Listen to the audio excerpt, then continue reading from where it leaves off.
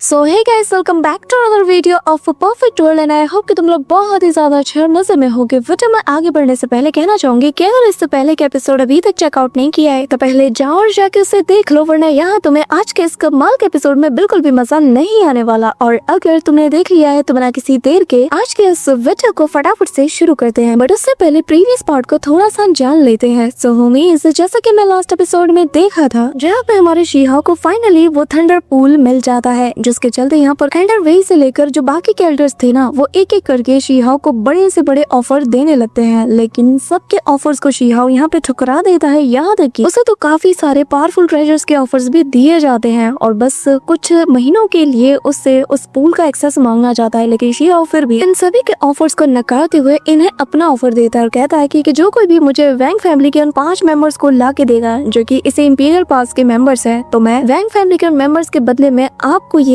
Thunder pool दे दूंगा। जो सुनकर सभी शॉक्ड हो जाते हैं और तभी यहाँ पे वैंग फैमिली के वो एंसेस्टर और बाकी कैरेक्टर्स शीहाओ के ऊपर हमला करने के लिए आ जाते हैं। लेकिन तभी यहाँ पर बीच में ग्रैंड एल्डर आकर इनकी बोलती बंद कर देते हैं आगे। सो हमें इस वीडियो को स्टार्ट करने से पहले मैं बता दूं, तुम में से जो लोग भी यहाँ पे शिकायत करेंगे कि यार हमने तो टारगेट पूरा कर दिया फिर भी वीडियो लेट क्यों आई, तो मैं पहले ही बता दूं कि यार ईद चल रही थी और क्योंकि ईद 2 से 3 दिन तक सेलिब्रेट की जाती है तो यहाँ वर्क करना थोड़ा मुश्किल हो गया था। आई होप कि तुम लोग समझोगे, बट आई प्रॉमिस कि नेक्स्ट टाइम से एपिसोड्स तो मैं ऑन टाइम पे ही देखने को मिलेगी, ठीक है ना। तो चलो फिर अब इस वीडियो को शुरू करते हैं। सो हमारे इस पार्ट की स्टार्टिंग भी वहीं से होती है जहाँ पे हमारा लास्ट पार्ट एंड हुआ था। हमने देखा था कि यहाँ पर जब वैंग फैमिली के लोग शीहाओ समेत बाकी सभी लोगों को सुना रहे थे, तभी यहाँ बीच में ग्रैंड एल्डर आकर कहने लगते हैं कि आखिर तुम लोग की हिम्मत कैसी हुई यहाँ मेरी नजरों के सामने मेरे स्टूडेंट्स को तुम ऐसे बात करो। हाँ, यहाँ पे हम देखते हैं कि ग्रैंड एल्डर का गुस्सा जो था ना, वो यहाँ पर एक जाइंट से पाम का शेप ले लेता है और ये पाम अटैक सीधा इन तीनों को एक ही स्ट्राइक के साथ मसलने के लिए आगे बढ़ रहा था, जो देखते साथ ही वो लोग इमीडिएटली अपनी पावर्स का यूज करके इसे होल्ड करने वाले थे। लेकिन यहाँ पे ग्रैंड एल्डर की ताकत कहाँ और कहाँ ये चट्टे मुट्टे से वैंग फैमिली के जो कल्टीवेटर्स हैं, यहाँ हम देखते हैं कि 1 सेकंड नहीं होता और ग्रैंड एल्डर का ये पाम अटैक लिटरली इनकी सारी कल्टीवेशन को जैसे ड्रेन कर लेता है। और यहाँ इनकी छाती से जैसे वो पाम अटैक टकरा था, ये लोग काफी दूर जा गिरते हैं और खून की उल्टियां करने लगते हैं। इस दौरान हम देखते हैं कि इनकी बोलती बंद हो चुकी थी और तभी ग्रैंड एल्डर कहने लगते हैं कि मैं तुम लोग को जेल में कैद करने की सजा सुनाता हूँ और फ्यूचर में तुम्हें उसी बैटल फील्ड में भेजा जाएगा जहाँ पर कि हमारे लोग इस वक्त मर रहे हैं। तुम्हारा खून बहुत जोश मार रहा है ना, चलो देखता हूँ कि बैटल एरिना में तुम लोग क्या करते हो। जब सामने दुश्मन खड़े होंगे तब देखता हूँ कि आखिर तुम्हारा ये खून कितना उबाल मारता है। और ये सिर्फ आज की नहीं बल्कि तुम्हारे बरसों किए गए गुनाह की सजा है। अब यहाँ पे ग्रैंड एल्डर भड़कते हुए जैसे ही ये बात कह रहे थे, तभी यहाँ पर एक लाउड वॉइस सभी को सुनाई देती है और यहाँ हम देखते हैं कि वैंग क्लैन का जो स्ट्रॉन्ग होल्ड है इंपीरियल पैस के पास, उसके तरफ से ये आवाज आ रही थी और वो यहाँ पर चिल्लाते हुए कहने लगता है कि मैंग त्यामजिल, तुम्हारा दिमाग ठीक है? लगता है कि तुम अपनी हद पार कर रहे हो। अब बस बहुत हो गया, मैं बिल्कुल भी बर्दाश्त नहीं करने वाला, आज तो तुम्हें सबक सिखाना ही पड़ेगा। यहाँ पे इतनी बात कहते साथ ही वो अपनी ऑरा को रिलीज करता है और यहाँ जो गेट हमारे सामने अपीयर हुआ था उससे काफी टेरिफाइंग एनर्जी अनलीश होने लगती है, जिसके चलते आसपास का स्पेस भी जैसे शैटर करने लगता है। लेकिन ग्रैंड एल्डर को इस चीज से जरा बराबर भी फर्क नहीं पड़ता, उल्टा उनका गुस्सा और बढ़ जाता है और वो इमीडिएटली अपने हाथ का इशारा करते हैं, जिसके चलते स्पेस के अंदर से एक जाइंट सा पाम बनते हुए हम देख पाते हैं। और बेसिकली ये जो पाम अटैक था ना, ये सीधा बढ़ रहा था उसे इंपीरियल पास वाले गेट की तरफ जहाँ से ये ऑरा आ रही थी और पलक झपकते ही हम देखते हैं कि वो पाम सीधा उस गेट के टॉप पर जा टकराता है, जिसके बाद तुम समझ ही सकते हो कि क्या हुआ होगा। यहाँ ऑन द स्पॉट ही वो पूरा का पूरा गेल पर में ही जमीन पे धराशायी होते साथ ही नथिंगनेस में बदल जाता है, जैसे कि यहाँ पे कुछ था ही नहीं। लिटरली उनका जो पाम अटैक था वो यहीं पे नहीं रुकता, अब यहाँ पर वो वैंग फैमिली के इंपीरियल पास वाले मेंशन की तरफ बढ़ने लगता है और ये पाम अटैक जैसे जैसे क्लोज जाता है उतना ज्यादा इंटेंस होता जाता है। इस दौरान आनन फानन में ये लोग अपने मेंशन को बचाने के लिए इसके ऊपर एक जाइंट सा बैरियर बना देते हैं जो कि काफी ज्यादा स्ट्रॉन्ग था। लेकिन यहाँ पे इनका बैरियर कितना ही स्ट्रॉन्ग क्यों ना हो, जो ग्रैंड एल्डर का पाम स्ट्राइक था ना, वो लिटरली उनके उस बैरियर को भी डिस्ट्रॉय करते हुए सीधा मेंशन की ओर तेजी से बढ़ने लगता है। अब यहाँ पर सबकी जान हलक में आने लगती है, वो लोग डर के मारे कांपने लगते हैं कि यार आखिर ये क्या हो गया, ये कौन सा अटैक हमारी तरफ बढ़ रहा है। चारों तरफ अफरा तफरी का माहौल था और सबके सब बस अपनी जान के पीछे पड़े हुए थे। यहाँ ये लोग दम दबा के भागने लगते हैं और कोई भी अब यहाँ पे बैरियर को एक्टिवेट करने के लिए नहीं जाता। इस दौरान यहाँ पे वो जो जाइंट सा फायर पाम अटैक था ना, वो तेजी से इनके काफी करीब आ चुका था और बस किसी भी वक्त इस पूरे के पूरे इलाके को वो धराशायी करने वाला था। बट सडनली हम देखते हैं कि यहाँ पर एक एक करके चारों ओर से कुछ लाइटनिंग पिलर्स नजर आते हैं जो कि एक जाइंट सा फॉर्मेशन टेलीपोर्टेशन के छोटे छोटे पिलर्स थे जो कि एक एक करके यहाँ पे एक्टिवेट होने लगते हैं, जिसका मतलब ये है कि वैंग फैमिली ने भी यहाँ पर अपने बैकअप को स्टार्ट कर दिया है और धीरे धीरे करके ये जो पिलर्स थे ना, ये एक जाइंट से फॉर्मेशन का रूप लेने लगते हैं। लेकिन तभी यहाँ पर आसमान में हलचल होती है और हम एक 7 कलर्ड जाइंट से पोर्टल को देख पाते हैं, जिसके अंदर से काफी अमाउंट में थंडरस लाइट आने लगती है। और ये जो 9 कलर्ड लाइट्स थी ना, ये सीधा चार्ज कर दिया हमारे ग्रैंड एल्डर की तरफ, जिन्हें की इस बात से कोई भी फर्क नहीं पड़ रहा था। और जब ये जो लाइटिंग थी ना, ये बिल्कुल रुक जाती है, वहीं पे पॉज हो जाती है और काफी टेरिफाइंग ऑरा यहाँ पे रिलीज होने लगती है, जिसका मतलब ये है कि यहाँ पर कोई पावरफुल बीइंग आ चुका है। हमें बताया जाता है कि ये एंसेस्ट्रल अल्टर का एक इंडिविजुअल एक्सपर्ट है, जो कि यहाँ पर ग्रैंड एल्डर से आते साथ ही रिक्वेस्ट करने लगता है और कहने लगता है कि दाविस्ट ब्रदर प्लीज प्लीज अपने गुस्से को थोड़ा काम कीजिए, ये सही वक्त नहीं है। यहाँ पे हम देखते हैं कि इस इंडिविजुअल एक्सपर्ट ने यहाँ पर एक टेलीपोर्टेशन अरे को भी सेट कर दिया। अब तभी यहाँ पर वो जो बंदा था ना, उस पोर्टल के उस पार, वो यहाँ पे ग्रैंड एल्डर से कहने लगता है कि दाविस्ट ब्रदर, अगर आप इंटरेस्टेड हैं तो आप हमारे साथ चुप चैट करने के लिए थोड़ा सा वक्त निकाल सकते हैं। मैं वादा करता हूँ कि आपको बहुत अच्छा लगेगा। यहाँ पे हम देखते हैं कि ग्रैंड एल्डर जो कि फुल किलिंग इंटेंट के साथ और गुस्से के साथ उसी ओर देखे जा रहे थे, क्योंकि जब जब ये वैंग फैमिली के किसी हेडक्वार्टर का या फिर किसी पर्टिकुलर इलाके का सुपड़ा साफ करने वाले थे ना, तब तक कोई ना कोई एक्सपर्ट आकर यहाँ पे ग्रैंड एल्डर या फिर हुआंग यानी कि अपने शिहाओ को रोक देता है, और जो कि ग्रैंड एल्डर इस बार होते हुए नहीं देख सकते थे। इसी के चलते ग्रैंड एल्डर रिफ्यूज करने की कोशिश करते हैं, लेकिन वापस से सामने से आवाज आती है और वो कहने लगता है, दाविस्ट ब्रदर, उम्मीद करता हूँ कि आप मुझे ना नहीं कहोगे। अब यहाँ पर ये सुनकर ना ग्रैंड एल्डर कहने लगते कि ठीक है, इस बार के लिए मैं इस मैटर को जाने दे रहा हूँ और बस तुम्हारे कहने पर ही मैं अपने गुस्से को शांत कर रहा हूँ। ये कहते हुए वो सीधा उसी टेलीपोर्टेशन एरिया की तरफ रवाना हो जाते हैं, जहाँ पर से उस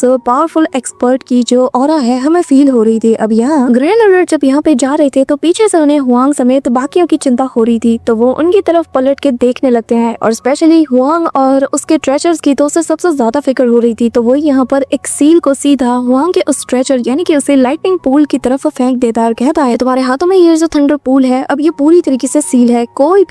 भी इसे अब चुरा नहीं सकता और ना ही इसके अंदर की जो लाइटनिंग है यानी कि जो थंडर है वो यहाँ से एस्केप कर सकती है। यहाँ पे ग्रैंड एल्डर जाने से पहले शिहाओ से कहने लगते हैं कि अपना और इस ट्रेजर का खास ख्याल रखना। ये कहते हुए वो यहाँ से जाने लगते हैं। वही दूसरी तरफ शिहाओ जब वो इस ट्रेजर को देखता है यानी कि इस थंडर पूल को, तो यहाँ पर उसे कुछ फील होता है कि जैसे इसके अंदर कोई चीज है जो कि मूव कर रही है और जो कि कॉन्स्टेंटली शिहाओ को अपनी ओर अट्रैक्ट कर रही थी, जैसे कि वो चाहती है कि शिहाओ इसके अंदर एंटर करे और फिर वो शिहाओ का पता लगा ले। अब यहाँ पे शिहाओ लगातार उसे देखे जा रहा था कि तभी हम देखते हैं कि जो एल्डर वेई है वो आगे आती है और कहने लगती है कि लड़के, ये जो तुम पूल देख रहे हो ना, इसे असल में एंशिएंट रॉक के द्वारा फॉर्ज किया गया है, यानी कि जो एंशिएंट टाइम के बड़े बड़े पत्थर है उन्हीं को यहाँ सांचों में ढाला गया है और तब जाकर ये जो पूल तुम देख रहे हो ये आज हमारे सामने आया। और मुझे लगता है कि इसके अंदर जो चीज तुम्हें मूव होती हुई फील हो रही होगी वो और कुछ नहीं बल्कि ड्रैगन के 3 छोटे बच्चे हैं, लेकिन मैं श्योर नहीं हूँ, बल्कि ये तो बस मेरा एक अंदाजा है। हो सकता है कि शायद इसके अंदर कुछ और हो, लेकिन जहाँ तक मेरी नॉलेज है, मेरे अकॉर्डिंग इसके अंदर ड्रैगन के 3 बच्चे हैं, एक ट्रू ड्रैगन के बच्चे। लेकिन एक मिनट, तभी यहाँ पर एल्डर वे को कुछ फील होता है। वो कहने लगता है कि कहीं इसका मतलब ये तो नहीं कि ये एक ड्रैगन का नेस्ट है, ऐसा नहीं हो सकता क्योंकि ये नामुमकिन है। पर अगर जो मैं सोच रही हूँ, अगर ये वाकई में एक ट्रू ड्रैगन का नेस्ट है तो फिर ये बहुत बड़ी बात है। अब यहाँ जो एंड किंग है वो भी जब ट्रू ड्रैगन्स का सुनता है ना, तो वो भी कंफ्यूज था। वो कहने लगता है कि क्या ट्रू ड्रैगन्स, इस पूल के अंदर सच में ट्रू ड्रैगन्स है? तो फिर तो मुझे देखना पड़ेगा। जिसके बाद वो शिहाओ से कहता है कि शिहाओ, अब तो इस किंग को हर हाल में उन ट्रू ड्रैगन्स को देखना है, उन्हें जल्द से जल्द बाहर लाओ क्योंकि मैं उन्हें देखना चाहता हूँ और मैं उन्हें बताना चाहता हूँ कि आखिर मैं कितना पावरफुल किंग हूँ। उन्हें भी तो पता चले कि उनके सामने एक महान राजा मौजूद है। लेकिन एक मिनट, शिहाओ, इनका सूप बनाने के बारे में क्या ख्याल है? अब यहाँ पे एंड किंग बड़े गौर से उस थंडर पूल को देखे जा रहा था, लेकिन तभी शिहाओ जो कि कुछ और फील कर पाता है, वो कहने लगता है कि न जाने क्यों अचानक से इस थंडर पूल के अंदर जो थंडर है वो धीरे धीरे सेटल हो रही है। ऐसा लग रहा है कि लाइटनिंग धीरे धीरे फेड हो रही है। पर क्यों? ऐसा तो बहुत रेयर केसेस में ही होता है क्योंकि ये एक एक्सटर्नल ऑब्जेक्ट है। अब यहाँ पे शिहाओ डिसाइड करता है कि इससे पहले कि कुछ हो, मुझे जल्द से जल्द इसके जरिए से अपने बॉडी को टेम्पर करना ही होगा और मुझे इसके जरिए से जल्द ब्रेक थ्रू ही करना है। अब तभी वो सोचने लगता है और कहता है कि अगर मेरी बॉडी इसके जरिए से और ज्यादा पावर को गेन कर पाती है तो मैं अंदाजा भी नहीं लगा सकता कि मेरी ताकत उस वक्त किस हद तक पहुंच जाएगी, इतना ज्यादा कि शायद मैं सोच भी नहीं सकता। जिसका मतलब ये प्रोसेस काफी ज्यादा टाइम टेकिंग होने वाला है। अब यहाँ पे हम देखते हैं कि जब शिहाओ ये सारी बातें सोच ही रहा था तो आसपास के लोग अब डिसाइड करने लगते हैं कि आखिर वो शिहाओ से कैसे इस चीज को हासिल करे, जिनमें एक एल्डर भी होते हैं जो कि आगे आते हुए शिहाओ से कहने लगते हैं कि लड़के, तुमने सारी बात सुन ली है, लेकिन मैं वो कहना चाहूंगा कि तुम्हें ज्यादा होप्स नहीं रखनी चाहिए क्योंकि ये एक ट्रू ड्रैगन का नेस्ट है या नहीं ये अभी भी पूरी तरीके से अननोन है। हैं और जब तक ग्रैंड एल्डर खुद यहाँ इसे जज न कर ले तब तक हम किसी भी कंक्लूजन पे नहीं पहुँच सकते और बेहतर यही होगा कि हम उनके आने तक का इंतजार करें। और हाँ, जब तक वो आ नहीं जाते तब तक तुम्हें इसे सिक्योर करके रखना होगा और तुम्हें खुद का भी ख्याल रखना होगा, क्योंकि कब किसकी नीयत डोल जाए किसे पता। ये कहते हुए वो यहाँ से चले जाते हैं। अब तभी हम देखते हैं कि जो एल्डर वही थी वो भी यहाँ से चली जाती है। अब तभी सीन शिफ्ट होता है और हम ब्लू लेक के एंशिएंट हॉल का सीन देखते हैं जहाँ पर माहौल पूरी तरीके से सेट हो चुका था। इस दौरान सभी लोग अपनी अपनी जगह पे मौजूद थे जहाँ वो लोग आज की रात रेस्ट करने वाले थे। लेकिन तभी हम यहाँ पर हुआंग यानी कि अपने शिहाओ को देखते हैं जो कि अपने उसे फर्नेस को बाहर निकालता है जिसके अंदर वो आज तक की अपनी सबसे कमाल की चीज को बनाने वाला था। जहाँ हम ट्राइब्लोशन लिक्विड के साथ यहाँ पर रेल और काफी ज्यादा प्रीशियस वाइन को भी देख पाते हैं और यहाँ पर उसने दोनों को बहुत ही कमाल तरीके से फ्यूज किया था और आपस में ब्लेंड करते हुए यहाँ पे शिहाओ अपने सारे के सारे दोस्तों के लिए एक कमाल के एनर्जी सूप को बनाने में लगा हुआ था। तभी हम देखते हैं कि जैसे ये बहुत स्मूथली आपस में ब्लेंड हो जाते हैं ना, तो यहाँ इन सभी के बाउल में ये जो सूप था ये चला जाता है और यहाँ शिहाओ सभी से कहने लगता है कि फेलो दाओइस्ट, मैं ज्यादा कुछ तो नहीं कहना चाहूंगा लेकिन इस इंपीरियल पास के पास हमारा एक और दिन बहुत ही अच्छे से गुजर गया है और बहुत ही जल्द हमें एक खूनी जंग लड़नी पड़ सकती है और उम्मीद करता हूँ कि हम सभी लोग हमेशा अपने मातृभूमि को बचाने के लिए साइड बाय साइड एक दूसरे की मदद करते हुए ऐसे ही फाइट करते रहेंगे। जैसे आज हम इस कप ऑफ सागे को शेयर कर रहे हैं वैसे हमारे ये बॉन्ड बैटल ग्राउंड में भी हमें देखने को मिलेगा और जो भी हमारे रेलम के दुश्मन होंगे हम उन्हें स्लॉटर करके रख देंगे, किसी एक को भी नहीं छोड़ेंगे। और आज ये कप ऑफ साके हमारे इस डिटर्मिनेशन का सिंबल है। ये कहते हुए सभी लोग हवा में उस कप को ऊपर उठा लेते हैं। यहाँ पे शियाओं के जो दोस्त थे वो लोग तो शियाओं पे यकीन करते थे तो वो लोग कुछ भी नहीं सोचते, लेकिन यहाँ पर जो बाकी के दो लोग थे ना तो वो दोनों थोड़ा हेजिटेट करते हैं और एक दूसरे की तरफ देखने लगते हैं, जो देखकर शिहाओ समझ आता है और कहने लगता है कि आप लोगों को हेजिटेट करने की कोई जरूरत नहीं, चिंता मत करो, इसमें कुछ भी ऐसा वैसा नहीं मिला है और आज आप लोग बेफिक्र होकर यहाँ पर जितना मर्जी चाहो उतना खा पी सकते हो, क्योंकि आज कोई भी किसी चीज की वैल्यू नहीं करेगा। हम बस साथ मिलकर यहाँ पर अच्छे से वक्त गुजारने के लिए इकट्ठा हुए हैं, इससे ज्यादा और कुछ भी नहीं। अब यहाँ पर ये कहते हुए शिहाओ सबसे पहले इस चीज को पीता है जिसके चलते यहाँ पर उसकी बॉडी काफी ज्यादा रिफ्रेश फील करती है और यहाँ पर उसे देखा देख उसके जो दोस्त थे वो लोग भी इसे पीने लगते हैं और जो भी इस चीज को टेस्ट करता है ना तो उसे काफी ज्यादा रिफ्रेशमेंट फील होती है। अब यहाँ सभी लोग शिहाओ के इस चीज की काफी ज्यादा तारीफ करते हैं और कहने लगते हैं कि तुमने काफी रिफ्रेशिंग ड्रिंक को बनाया है, वाकई में इस चीज को पी के मजा ही आ गया। यहाँ पे हम देखते हैं कि की होंग और युन लोंग दोनों को भी यहाँ काफी अच्छा लग रहा था और तभी की होंग बताने लगता है कि असल में मैं भी यहाँ पर आप सभी लोगों को एक ऐसी चीज दिखाने वाला हूँ जो कि फॉरेन रिलीजन से बिलोंग करता है, एक ऐसा मिस्टीरियस टाइप का एक स्ट्रेंज टाइप का स्टोन जिसे कि मेरे एंसेस्टर फॉरेन रिलम से लाए थे। और तभी वो अपने पास से उस बॉक्स को निकालता है और कहने लगता है कि असल में मेरे जो एंसेस्टर है क्लैन के एंसेस्टर उन्होंने काफी एंशिएंट टाइम में इसे ऑब्टेन किया था जब उन्होंने एक ताकतवर एनिमी का सामना किया था। ये तब की बात है और उसी बैटल के बाद उन्हें ये चीज हासिल हुई थी, इसलिए मैं आप लोगों को दिखा रहा हूँ, लेकिन चाहता हूँ कि आप लोग इसे थोड़ा गौर से देखें। और हाँ, एक बात अच्छे से जान लो कि ये बहुत ही ज्यादा रेयर है। अब यहाँ तभी हम देखते हैं कि वो उस बॉक्स को ओपन करता है जिसके अंदर से एक गोल्डन कलर का स्टोन बाहर आता है जो कि यहाँ पर बहुत ही स्ट्रेंज सी ऑरा को रिवील कर रहा था। इस दौरान हम उसी प्रिंसेस को भी देखते हैं और यहाँ पे शिहाओ दोनों ही उसे बड़े गौर से देखे जा रहे थे। यहाँ पे हमें बताया जाता है कि आखिर ये जो स्टोन है ये मिला तो मिला कैसे। तो यहाँ पर जो की होने वो बताने लगता है कि जब फॉरेन रिलम के लोग यहाँ पर लड़ने के बाद आगे की ओर एक्सपेंड कर गए और वो लोग एंशिएंट ब्यूरियल रीजन में पहुंचे तो उनका सामना एक ऐसी जगह से हुआ जहाँ पर एक्सीडेंटली उन्हें ये स्टोन मिला और जिसे कि छूने भर से ही इनके अंदर इतनी टेरिफाइंग एनर्जी चली गई जो कि जैसे उनकी हाफ से ज्यादा एनर्जी को ड्रेन करने लगी। और तभी कंक्लूजन यही निकला कि ये जो स्टोन है इसका थोड़ा सा भी हिस्सा किसी लिविंग क्रिएचर को परमानेंटली सील करके रख सकता है, स्पेशली जो कमजोर विल के होते हैं और जो कि बहुत ही ज्यादा वीक होते हैं उनका तो पूछो ही मत, वो तो इसके आसपास आते साथ ही इसके ऑरा से ही पूरी तरीके से मारे जाते हैं, उनकी energy on the spot drain हो जाती है। अब तभी यहाँ पे युन लोंग को हम देखते हैं जो कि अपने पास से एक मैप को निकालता और कहने लगता है कि मैं भी यहाँ पर कुछ चीज लाया हूँ जो कि मैं आप सभी के साथ शेयर करना चाहता हूँ। ये असल में उस बैटलफील्ड का काफी स्ट्रेंज सा फॉर्जन मैप है। ये कहते हुए वो उसे आगे की ओर भेजता है। हमें बताया जाता है कि ये असल में एक बीस्ट हाई ट्रेजर मैप है और कहा ऐसा जाता है कि जो फॉरेन रिलम के कल्टीवेटर्स थे, जो आपके एक्सपर्ट्स थे, वो इसका यूज किया करते थे और अनुमान लगाया जाता है कि जो इंपीरियल पास के आसपास का जो इलाका था वो लोग यहाँ पर किसी मिस्टीरियस सी चीज को ढूंढ रहे थे इसके जरिए से। यहाँ तक कि जब उनका सर्च एरिया बढ़ने लगा तो जब हमारे रियलम के उस जमाने के एक्सपर्ट्स को पता चला तो उन्होंने भी काफी सारे लोगों को इनके पीछे भेज दिया ताकि वो लोग भी इन्हें फॉलो करते हुए उस चीज को ढूंढ निकाले कि जिसके चलते ये लोग यहाँ पे आए हैं। यहाँ तक कि जितने भी लोगों को सर्च टीम में भेजा गया ना, आज तक भी उनका कोई नामो निशान नहीं मिला और सिर्फ वही लोग जानते हैं कि आखिर हमारे उन एक्सपर्ट्स का क्या हुआ होगा जो कि उस चीज को ढूंढने के लिए गए थे। अब यहाँ पे वहाँ के बताने लगता है कि मैंने 9 हेवन के कुछ रिस्ट्रिक्टेड रीजन्स हैं वहाँ पर इन्विटेशन भी भेजा है ताकि इस चीज से रिलेटेड मैं उनसे बात कर पाऊँ, और मुझे लगता है कि शायद आज उनकी तरफ से कोई मैसेंजर हमें यहाँ पर जवाब देने के लिए आ जाए और शायद उसके जवाब से हमारी जो कंफ्यूजन है वो दूर हो सकती है। अब यहाँ पे इसकी बात सुनकर यहाँ पे जो दूसरा बंदा है वो बताने लगता है कि असल में हजारों सालों से उस रिस्ट्रिक्टेड रीजन्स में हमारे काफी सारे एक्सपर्ट्स ने अपनी जान दी है। इसी के चलते वो जगह और वहाँ के लोग आउटसाइड वर्ल्ड में काफी ज्यादा फेमस है, और अफसोस है कि आज के दौर में भी वो लोग अपनी पुरानी गरिमा को फॉलो नहीं करते हैं, बल्कि इनकी जो पुरानी रेपुटेशन है ये लोग तो इसके खिलाफ काम करते हैं। और अब तो ऐसा लगता है कि जैसे कि वो हमारे इस रियलम का हिस्सा ही नहीं। यहाँ पे हम देखते हैं कि लिटिल प्रिंस ये सारी बातें सुन रहा था, तभी वो बंदा ये बताने लगता है कि ये बहुत ही ज्यादा रेयर है कि आज इस मैप के चलते ये लोग हमें रिस्पॉन्स देने के लिए यहाँ पे आ रहे हैं। इससे तो यही साबित होता है कि हो ना हो उनका इंटरेस्ट भी इस चीज में है। अब यहाँ पे हम शिहाओ को देखते हैं जो किसी मैप को देखे जा रहा था और मन में कहने लगता है कि यकीन नहीं होता कि फॉरेन रियलम के एक्सपर्ट असल में इस हमारे इंपीरियल पास के पास आए थे ताकि वो लोग उस ट्रेजर को हंट कर सके। पर समझ नहीं आ रहा कि आखिर वो चीज है तो है क्या कि जिसके चलते वो लोग यहाँ तक आए हैं, और जिस मैप को फॉलो करते हुए ये लोग यहाँ पे आए थे आज उसी मैप के एक फ्रेगमेंट के लिए। जो रिस्ट्रिक्टेड रीजन के लोग हैं जो कि सदियों तो खामोश रहे, आज अचानक से इन लोगों ने अपनी चुप्पी तोड़ दी और यहाँ पर हमें जवाब देने के लिए आ रहे हैं। हो ना हो ये सब कुछ बस इसी मैप से लिंक्ड है, न जाने वो ट्रेजर क्या होगा कि जिसके चलते ये सारी चीजें हो रही है। अब यहाँ पे हम देखते हैं कि कहीं ना कहीं शिहाओ का भी इंटरेस्ट इस मैप और उस ट्रेजर में आ चुका था। अब तभी हम देखते हैं कि जब सभी लोग यहाँ पर बैठ के उस मैसेंजर का इंतजार कर रहे थे, अचानक से स्पेस में हलचल होती है। यहाँ सभी लोग उस आवाज को फॉलो करने लगते हैं और तभी हम देखते हैं कि आसमान को चीरते हुए एक जाइंट सा क्लॉ सीधा यहाँ पे स्पेस को जैसे चीरते हुए आगे की ओर बढ़ रहा था, और इसका टारगेट था यहाँ पे ब्लू लेक के पास मौजूद ये मेंशन। अब यहाँ पे इतनी बड़ी हलचल हो और कोई यहाँ पे आए ना, ऐसा कैसे हो सकता है। यहाँ पे हम देखते हैं कि शिहाओ के सारे दोस्त और जितने भी बाकी के लोग थे वो लोग भी यहाँ पे एक एक करके आ जाते हैं और सभी के ऊपर काफी टेरिफाइंग सा प्रेशर पड़ने लगा था। और यहाँ इनके सामने जैसे ये लोग नजर उठाते हैं ना तो एक जाइंट सा ये लोग हैंड देख पाते हैं। अब ये क्या है ये तो तुम्हें आगे ही पता चलेगा, लेकिन फिलहाल के लिए ये देखने में किसी बहुत बड़े से टर्किश बर्ड की तरह लग रहा था। अब यहाँ पे हम देखते हैं कि जैसे ही ये टर्किश बर्ड इनके सामने आता है ना, तभी हम देखते हैं कि ये लोग आगे आता है और यहाँ पे सीनियर कहते हुए उसे रिस्पेक्ट देता है और कहने लगता है कि माफ कीजिएगा कि मैं यहाँ पर आपको वेलकम करने के लिए मौजूद नहीं था। यहाँ पे हम देखते हैं कि सभी लोग शिहाओ समेत उसे रिस्पेक्ट देने लगते हैं। अब यहाँ पे शिहाओ को समझ नहीं आ रहा था कि यार एक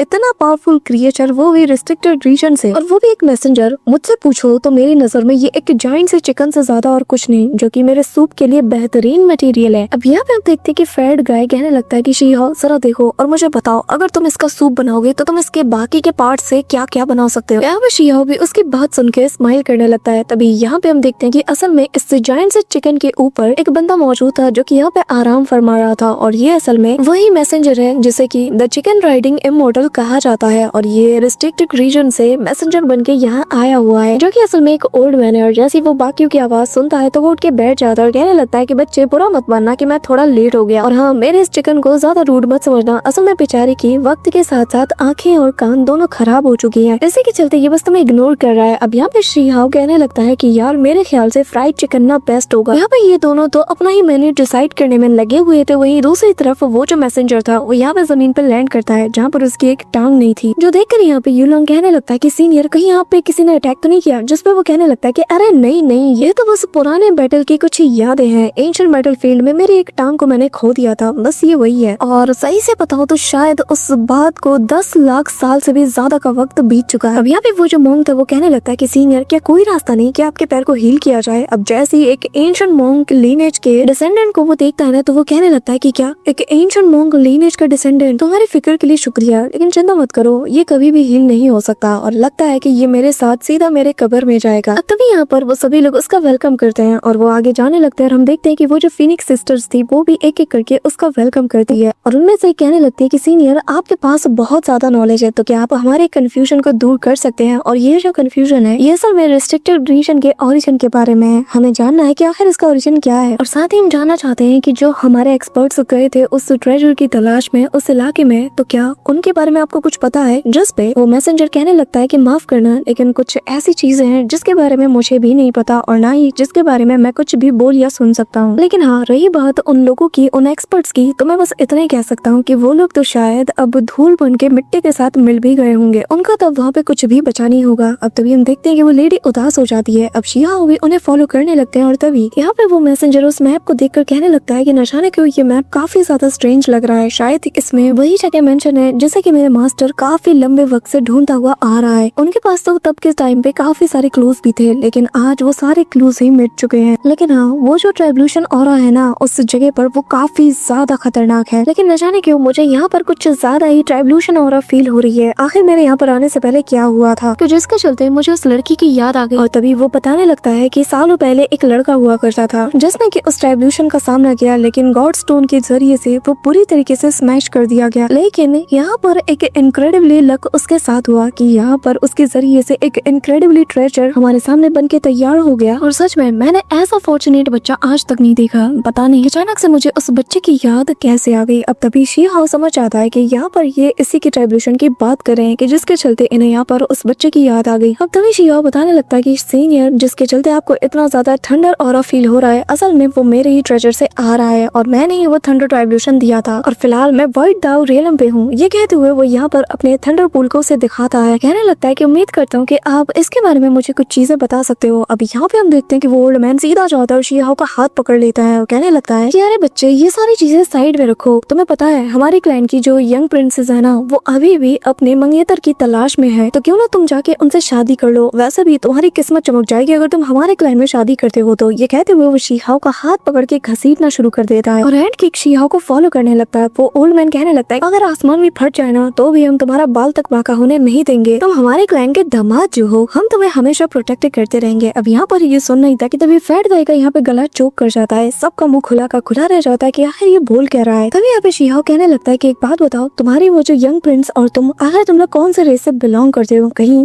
वो भी इसकी तरह एक बहुत बड़ी सी चिकन तो नहीं? जो सुनकर यहाँ पर सभी की हंसी छूट जाती है और तभी फैट गाय मौके पे चौका मारने आ जाता है और अपना इंट्रोडक्शन देते हुए कहने लगता है कि वैसे ये तो ना, ये शादीशुदा है, आप मुझे चूज कर सकते हो। मैं कवारा हूँ, कुड़ियों का मारा हूँ, तो मेरे बारे में आपका क्या ख्याल है? और हाँ, आपको मेरी सेफ्टी के बारे में ज्यादा सोचने की जरूरत नहीं है, बस मुझे मरने मत देना, मेरे लिए वही इनफ है। ये सुन के रैबिट गर्ल कहने लगती है कि फैट गाय, तुम्हें अपने मुंह को लगाम देना चाहिए, आखिर तुम बोल क्या रहे हो? जिसपे वो कहने लगता है कि यार तुम नहीं समझोगे, मुझे कुंवारा नहीं मरना। तभी यहाँ पे वो जो मैसेंजर है वो शिहाओ से कहने लगता है कि जरा गौर से सोचो, मेरा ये ऑफर बुरा भी नहीं है, तुम्हारे लिए तो यार फायदा ही फायदा है। यहाँ तक कि तुम इस थंडर पूल को हमारे मास्टर को भी एज अ गिफ्ट के तौर पे दे सकते हो। जैसा शिहाओ कहने लगता है कि है, मैं पागल नजर आता हूँ क्या? मैं ऐसा कुछ नहीं करने वाला। इससे अच्छा कि इसके अंदर जो ड्रैगन्स है मैं उन्हें उबाल कर उनका सूप बना के ना पी जाऊँ। ये कहते हुए शिहाओ अपना थंडर पूल उससे छीन लेता है, जिसपे वो ओल्ड मैन कहने लगता है कि खबरदार, अगर तुमने ऐसा कुछ करने का सोचा मैं तुम्हें मार मार के ना तुम्हारा भरता बना दूंगा अगर तुमने उन ड्रैगन्स को कुछ भी किया। और तभी यहाँ पर उस मैसेंजर की नजर यहाँ पर उसी स्टोन पे जाती है और वो सीधा उसके सामने जाके अपीयर होता है और कहने लगता है कि है, तुम लोगों को ये चीज कहाँ से मिली बताओ? ये तो वही स्टोन है जिसके बारे में हम सदियों से तलाश कर रहे थे। So that's it for today guys. I hope कि तुम सबको आज की वीडियो काफी ज्यादा पसंद आई होगी। अगर हाँ तो वीडियो को लाइक करना, चैनल पर नए हो तो सब्सक्राइब करना। तो मिलते हैं नेक्स्ट वीडियो में, तब तक के लिए बाय।